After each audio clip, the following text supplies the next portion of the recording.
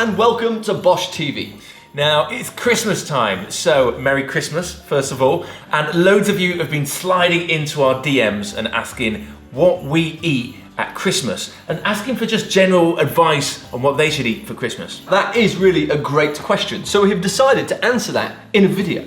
A lot of people do what I eat in a day, so we thought we would do what we eat in a Christmas day. Yes, but before we do that, we're gonna have to head to the shops. Absolutely, yes. We've got to go get some ingredients. You gonna drive? Yeah, why not? Thank you very much. As you probably already know, eating a plant-based diet is one of the best ways you can reduce your carbon footprint. Another good way to reduce your carbon footprint is to drive one of these.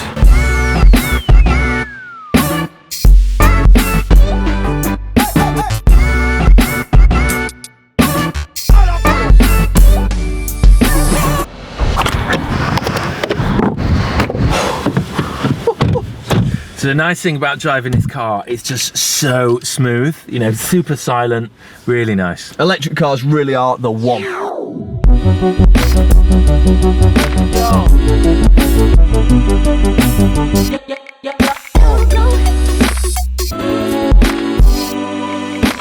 That's all.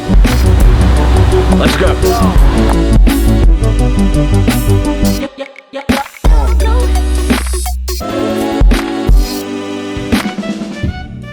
Right, so we are back at the studio. We've got our haul in front of us, loads of freshness, and obviously we've got loads of things that we had in our pantry already. This is a great looking haul. It absolutely is. There's such a fantastic spread here. It's just screaming Christmas. Yeah, so now we're gonna talk through what our Christmas days look like, starting at 7 a.m. Breakfast. For me, it's gonna be around 7 or 8, and it would always be a giant fry-up.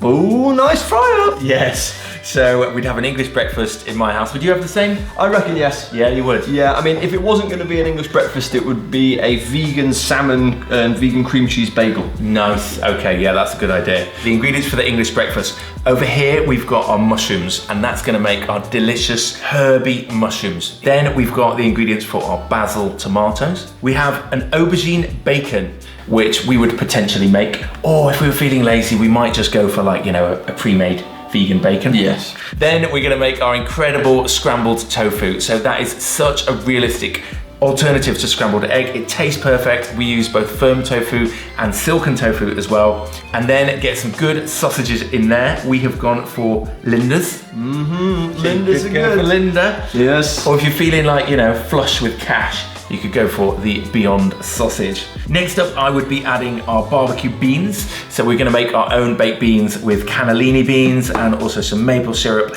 and just get that wonderful smokiness with liquid smoke.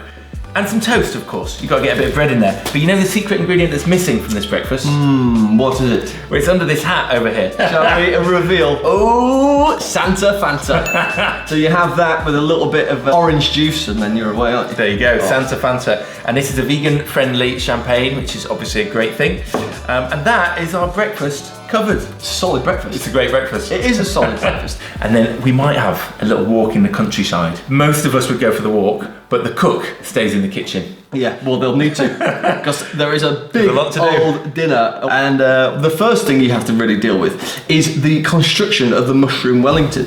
Now, we've got our portobello mushrooms, which are going to be right in the middle of the mushroom Wellington. We're going to use this pastry here, which is the short crust pastry, obviously vegan, really, really cool. And then you've got your, you know, your chestnuts and your pecans and all of that wonderful stuff to make the filling delicious. So, of course, if you're not doing the mushroom Wellington, you might do an alternative. So I think I might do the beef Wellington this year, the vegan beef Wellington, where we're using essentially like Beyond burgers or the Noble burgers, which are really amazing burgers, and you make them into a Wellington. And if you wanted to go for gluten-free vegan, which a lot of people might, you might use this, which is the jackfruit, and you can just roast this off, and it like is quite, well, it's very, very delicious. Absolutely, our recipe for the jackfruit one tray Christmas dinner, that's amazing. So once you've made your Wellington and that's just popped to one side, then you have to concentrate on your potatoes. Roast potatoes are delicious with a little bit of olive oil, some salt, pepper, some nice thyme or some rosemary or something like that, amazing. And then once you've got those sort of sorted out, you've got to think about your carrots and your parsnips. We've gone for heritage carrots because they're a little bit posher, a little bit more colourful, and you flavour them with these clementines. Oh, delicious. Lovely. Now, any Christmas dinner needs a good gravy, doesn't it? Oh man, it's all about the sauce. We're gonna make a really good one with nice herbs. You're gonna have like a really nice base there with this leek and this celery, and then we're using vegan stock cubes that are really, really good. And then loads of garlic, because why not? Oh man, you've got to get that garlic in there. And we didn't have any sprouts on the table, but you know what? Maybe some sprouts as well. You've got to get Brussels sprouts in there. Yeah, it's true. Where are they? Yeah, we should have popped them on. Have to pop down to the shop.